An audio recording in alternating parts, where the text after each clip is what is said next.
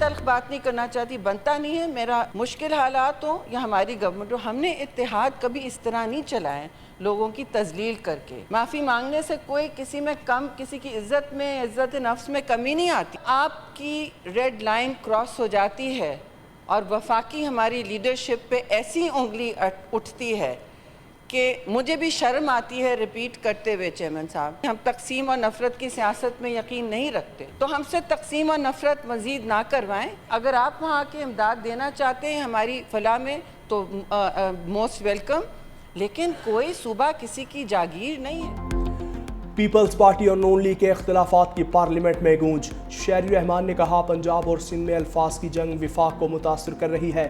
Peoples party نے متحد رہنے کی ہر ممکن کوشش کی۔ معافی مانگنے سے کسی کی عزت کم نہیں ہوتی، کوئی صوبہ کسی کی جاگیر نہیں۔ پیپلز پارٹی کو تحفظات ہیں۔ سیلاب سے 65 لاکھ لوگ متاثر ہوئے۔ پی پی سینیٹرز کا احتجاج، سینٹ سے واک آؤٹ۔ وزیر قانون اعظم نذیر تارڑ کی ایوان کا ماحول ٹھنڈا کرنے کی کوشش۔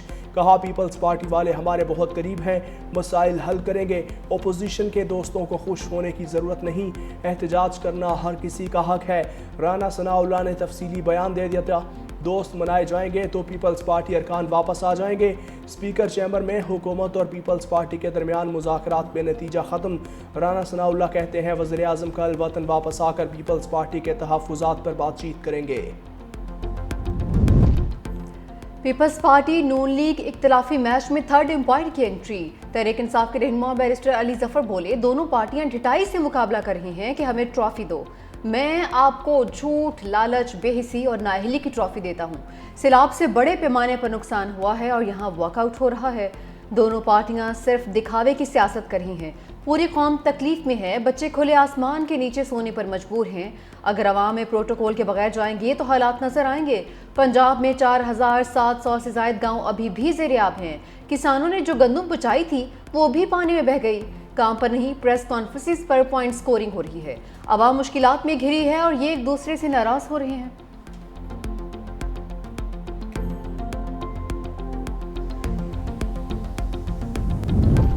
قومی اسمبلی میں بھی اختلافات کی بازگشت۔ راجہ پرویز اشرف بولے کوئی یہ نہ سمجھے کہ ہمیں دیوار سے لگا لے، ہم نے مارشل لا دور میں بھی اپوزیشن کی ہے، ہم خیر، عزت اور احترام کی بات کرتے ہیں، ایسا نہ ہو صوبائیت کی بو پھیلے اور وفاق کمزور ہو جائے۔ پیپلز پارٹی کا سینٹ کے بعد قومی اسمبلی سے بھی واک آؤٹ۔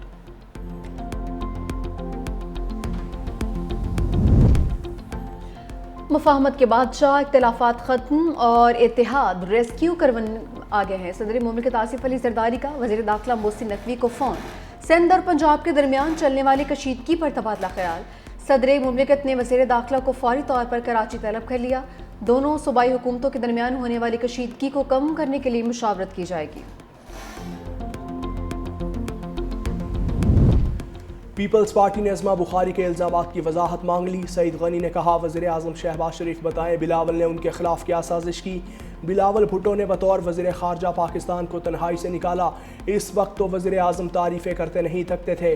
وزیر اعظم اب پنجاب کی حکومت کو جھوٹا قرار دیں گے یا بلاول کی تعریف کریں گے؟ مزید کہا وفاقی حکومت کو قانون سازی میں ہمارے ووٹوں کی ضرورت ہے، نہیں چاہتے ہمارے حکومت سے نکلنے کے بعد بحرانی کیفیت پیدا ہو۔ مسلم لیگ نون کے لوگوں پر فارم 47 کے الزامات ہیں، پیپلز پارٹی کے کامیاب ارکان پر ایسا کوئی الزام نہیں۔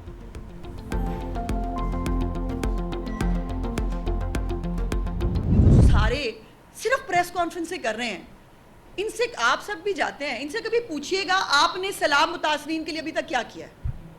کبھی ان سے پوچھیں ایک دھیلے کی کوئی امدادی کارروائی کو کسی کے ساتھ کھڑا ہونا ہو، سیاست کرنا اور ایک آفت کے اوپر گھٹیا جو ہے وہ پلاننگ کے ساتھ سیاست کرنا نہیں کہتے تو کیا کہتے ہیں؟ صرف باتیں کر سکتے ہیں اور باتیں کیے چلے جا رہے ہیں بٹ ٹائم نہیں ہے پنجاب کے پاس جو ہے وہ اس قسم کی سستی جو ہے اداکاری کرنے کے لیے اور سستے جو ہے یہ کارنامے کرنے کے لیے بہت کام ہے۔ سیلاب کے لوگوں کو اس وقت ری ایبلیٹیشن کی ضرورت ہے۔ جیسی بات کریں گے ویسا جواب آئے گا۔ وزیر اطلاعات پنجاب اسما بخاری کا جوابی وار، کہا کہ آپ کا حال آدھا تیتر آدھا بٹیر والا ہو گیا ہے۔ وہ ہمارے اتحادی ہیں، ہم ان کا بڑا احترام کرتے ہیں، لیکن کراچی اور لاہور کا فرق کوئی راکٹ سائنس نہیں ہے، سب کے سامنے ہے۔ آپ کے پاس ان کی بات کرنے کے لیے کچھ نہیں ہے، آپ نے ساری سیاست پنجاب کے کندھے پر چڑھ کر کرنی ہے۔ آئیے آپ کو بہاولپور، ملتان، لودھنا، رحیم یار خان، ڈی جے خان دکھاؤں۔ میں آپ کو اپنے ساتھ ان جگہوں کی سیر کروانا چاہتی ہوں۔ آپ مجھے کشمور لے چلیے، نواب شاہ، گڑھی خدا بخش لے چلیے کہ آپ نے کیا کیا ہے۔ اسما بخاری کا 17 اکتوبر سے سیلاب متاثرین میں امدادی چیکس تقسیم کرنے اور سول ڈیفنس ملازمین کی تنخواہ میں 15,000 روپے اضافے کا اعلان۔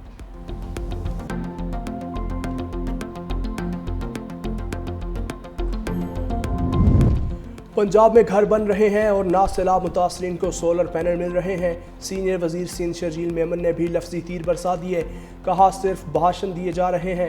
سندھ حکومت 21 لاکھ گھر بنا رہی ہے، ہمارا کام آپ کو کھٹکتا ہے۔ سیلاب متاثرین کی محرومیوں پر سیاست کرنا نہ صرف افسوسناک ہے بلکہ انتہائی شرمناک رویہ ہے۔ ہمارا مطالبہ صاف اور سیدھا ہے کہ سیلاب متاثرین کی عملی مدد کریں، صرف بیانات اور تصویریں نہ بنوائیں۔ جنوبی پنجاب کے لوگ پنجاب حکومت کو پکار رہے ہیں۔ حکومت کی ترجیحات فوٹو سیشنز اور دکھاوے تک محدود ہیں۔ خودارہ کیمرے ایک طرف رکھو، سیلاب متاثرین کی مدد کو پہنچو۔ ہمیں عوامی خدمت کے لیے چھٹی کے دنوں کا انتظار نہیں کرنا پڑتا۔ ہم اتوار ہو یا کوئی اور دن ہر وقت عوام کے درمیان اور ان کے مسائل حل کرنے کے لیے موجود ہیں۔ پاک ملیشیا تعلقات میں خوشگوار موڑ، تجارت سمیت مختلف شعبوں میں تعلقات مضبوط بنانے پر اتفاق، مختلف معاہدوں اور مفاہمتی یادداشتوں پر دستخط۔ وزیراعظم شہباز شریف نے کہا کہ ملیشیا کے تجربات سے استفادے کے لیے مشترکہ منصوبوں پر کام کرنا چاہتے ہیں۔ پاکستان سے 20 کروڑ ڈالرز مالیت کے حلال گوشت کی برآمد کے فیصلے کا خیر مقدم کرتا ہوں۔ حلال گوشت کی تجارت کو وقت کے ساتھ آگے بڑھائیں گے۔ ملیشیا کو اپنا دوسرا گھر بھی قرار دیا۔ ملیشیا کے وزیراعظم انور ابراہیم بولے، خطے میں استحکام کے لیے پاک بھارت امن بہت ضروری ہے۔ دہشت گردی کے خاتمے کے لیے پاکستان سے ہر ممکن تعاون کریں گے۔ تجارت سمیت تمام شعبوں میں تعاون کو فروغ دے رہے ہیں۔ ہم دونوں چاہتے ہیں غزہ کے فلسطینیوں کی مشکلات کم ہوں۔ وزیراعظم شہباز شریف کا پاکستان ملیشیا بزنس فورم سے بھی خطاب، ملیشین سرمایہ کاروں کو پاکستان میں سرمایہ کاری کی دعوت بھی دی۔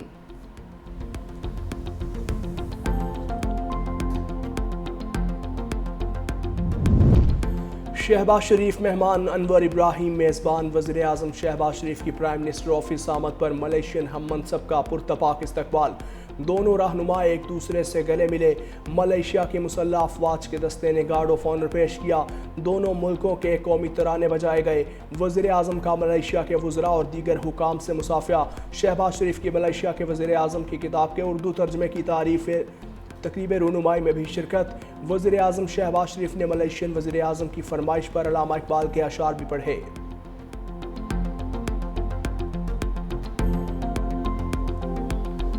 علامہ Iqbal says, ladies and gentlemen, my brothers and sisters, خودی کو کر بلند اتنا کہ ہر تقدیر سے پہلے خدا بندے سے خود پوچھے، بتا تیری رضا کیا۔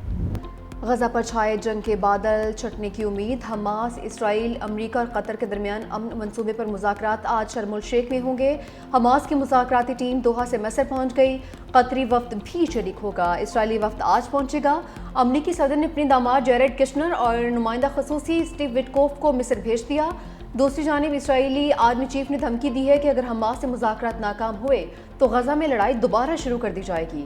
عرب میڈیا نے دعویٰ کیا کہ حماس بین الاقوامی نگرانی میں غیر مسلح ہونے پر رضامند ہو گئی ہے۔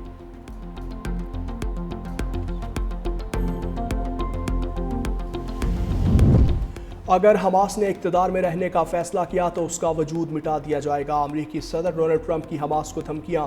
امریکی میڈیا کو انٹرویو میں صدر ٹرمپ نے کہا، جلد معلوم ہو جائے گا کہ حماس معاہدے میں سنجیدہ ہے یا نہیں۔ غزہ امن منصوبے میں معمولی تبدیلیاں ممکن ہیں، سب فریق متفق ہیں۔ امریکی وزیر خارجہ مارکو روبیو کہتے ہیں، ابھی غزہ جنگ ختم نہیں ہوئی۔ حماس کی تحلیل اور اسلحے کی واپسی کا مرحلہ سب سے مشکل ہوگا۔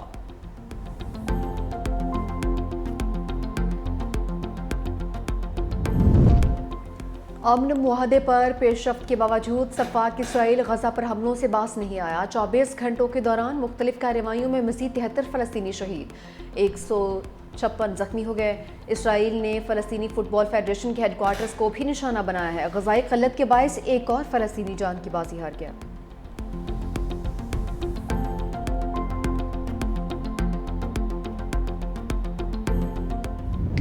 فلوٹیلا سے گرفتار کیے گئے مزید 29 سماجی کارکن رہا، ڈیپورٹ کیے گئے افراد کی تعداد 170 ہو گئی۔ رہائی پانے والے سماجی کارکنان کا اسرائیل کی جانب سے ظلم و ستم کا انکشاف، کہا قید کے دوران خوراک اور ادویات سے محروم رکھا، سامان اور رقم بھی ضبط کر لی گئی۔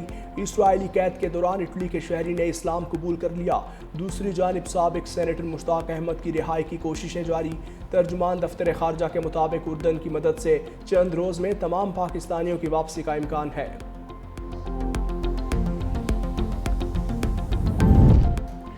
بھارت کی جانب سے کسی قسم کا ایڈونچر خارج از امکان قرار نہیں دیا جا سکتا، لیکن بھارت کچھ کرنے سے پہلے اپنے نقصان کے بارے میں ضرور سوچے گا۔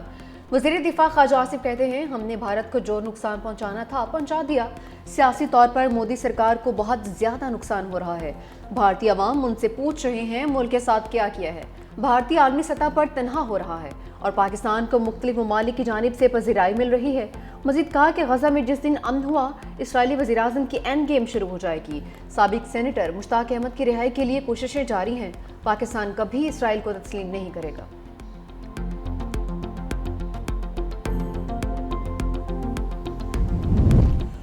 بانی پی ٹی آئی سے بیرسٹر سیف اور مشال یوسف زئی کی ملاقات، خیبر پختونخوا حکومت کی کارکردگی، پارٹی اختلافات پر مشاورت۔ علی امین گنڈاپور نے بانی کی ہدایت پر عمل درآمد کے حوالے سے بھی پیغام بھجوایا۔ بانی پی ٹی آئی کی رہائی کی حکمت عملی پر بھی تبادلہ خیال۔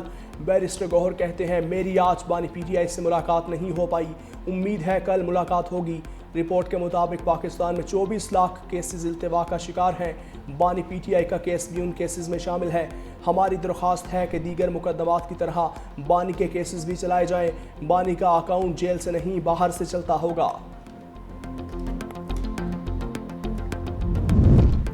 سپریم کورٹ کے فیصلے حتمی اور غور و فکر کے بعد دیے جاتے ہیں۔ مخصوص سیٹوں کے فیصلے کے خلاف حکومتی اپیل مسترد کرنے کا تفصیلی اختلافی نوٹ جاری۔ جسٹس عائشہ ملک اور جسٹس عقیل عباسی نے بینچ کی تشکیل کو عدالتی اصولوں کے منافی قرار دے دیا۔ لکھا، جب اصل مقدمہ 13 رکنی بینچ نے سنا تھا تو ان میں سے 5 ججز موجودہ بینچ میں شامل نہیں ہیں۔ موجودہ بینچ میں شامل نہ ہونے والے ججز میں فیصلے کے مصنف جج بھی شامل نہیں۔ مسلم لیگ نون، پیپلز پارٹی اور الیکشن کمیشن کی نظر ثانی درخواستیں مسترد کی جاتی ہیں۔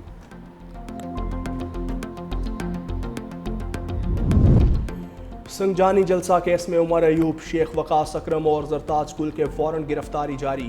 اسلام آباد کی انسداد دہشت گردی عدالت نے پی ٹی آئی رہنماؤں کو گرفتار کر کے پیش کرنے کا حکم دے دیا۔ جج طاہر عباس سپرا نے ریمارکس دیے، سماعت کے دوران ملزم ایک مرتبہ بھی عدالت پیش نہیں ہوئے، مزید سماعت 20 اکتوبر تک ملتوی۔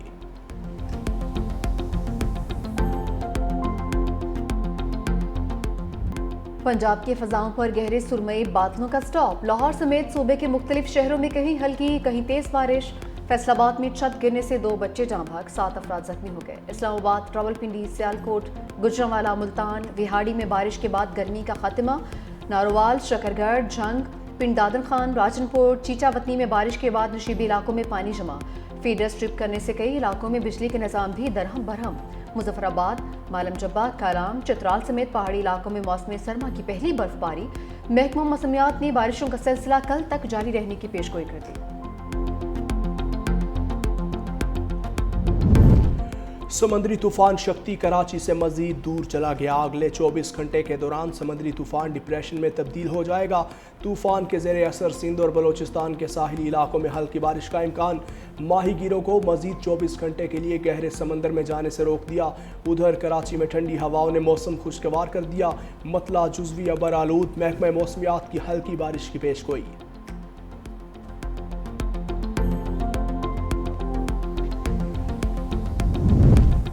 جلال پور پیروالا کے سیلاب متاثرین کی مشکلات میں اضافہ، تیز بارش کے بعد گلیاں، محلے اور سڑکیں پھر پانی میں ڈوب گئیں۔ نشیبی علاقوں میں پانی جمع ہونے سے شہریوں کو مشکلات۔ ادھر پی ڈی ایم اے نے دریاؤں کے بہاؤ میں اضافے کا الرٹ جاری کر دیا۔ منگلا اپ سٹریم میں درمیانے درجے کے سیلاب کا خدشہ، گنڈا سنگھ والا پر نچلے درجے کے سیلاب کا امکان۔